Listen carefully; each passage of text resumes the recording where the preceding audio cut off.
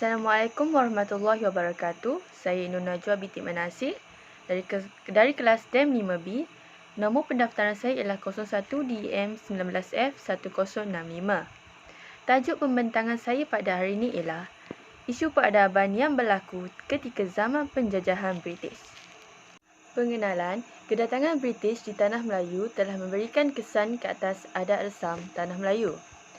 Banyak perubahan yang dilakukan atas alasan mentamadunkan masyarakat pribumi, khususnya orang-orang Melayu. British telah memisahkan 3 kaum terbesar di Tanah Melayu iaitu Melayu, Cina dan India. Hal ini menyebabkan penduduk di Tanah Melayu menjadi berbilang kaum. Pada tahun 1874, British secara rasminya mula campur tangan hal ehwal negeri-negeri Melayu. Ini menyebabkan Tanah Melayu kaya dengan hasil bumi dan telah wujudnya revolusi perindustrian. Kronologi penjajahan British di Tanah Melayu, pada tahun 1786, Francis Light menduduki Pulau Pinang. Pada tahun 1819 pula, Stamford Raffles menduduki Singapura. Pada tahun 1824, British telah memperolehi Melaka melalui penjajah Inggeris Belanda. Oleh sebab itu, wujudnya negeri-negeri selat iaitu Melaka, Singapura dan Pulau Pinang pada tahun 1826. Pada tahun 1874, berlaku campur tangan Inggeris di Perak, Selangor dan Sungai Ujong. Tahun 1875, Sultan Brunei menyerahkan hak pemerintahannya di Sabah kepada Inggeris. Kesan-kesan penjajahan British terhadap adat resam Tanah Melayu.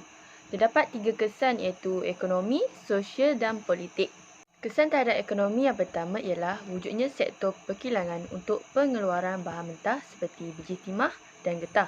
Yang kedua, muncul bandar-bandar baru sebagai pusat perniagaan dan pentadbiran. Yang ketiga, sistem pengangkutan semakin berkembang. Dari segi sosial pula, kemasukan tanpa had orang Cina dan India ke Tanah Melayu sebagai buruh-buruh lombong dan ladan. Hal ini menyebabkan telah wujudnya masyarakat berbilang kaum di Tanah Melayu. Jumlah orang Cina dan India di Tanah Melayu hampir mengatasi jumlah penduduk asal Tanah Melayu iaitu orang Melayu. Dari segi negatifnya, orang-orang Cina dan India telah mengauk banyak keuntungan di Tanah Melayu tanpa memikirkan masyarakat Melayu. Dari segi politik, perubahan aspek pemerintahan dan pentadbiran. Hal ini kerana sistem pentadbiran masyarakat pribumi dianggap ketinggalan zaman dan tidak sesuai dipraktikkan lagi. Bagi meningkatkan soal-soal agama dan adat istiadat, pemimpin tempatan telah dilantik bertujuan bahawa penjajah barat masih lagi memerlukan dan menghargai kepimpinan mereka.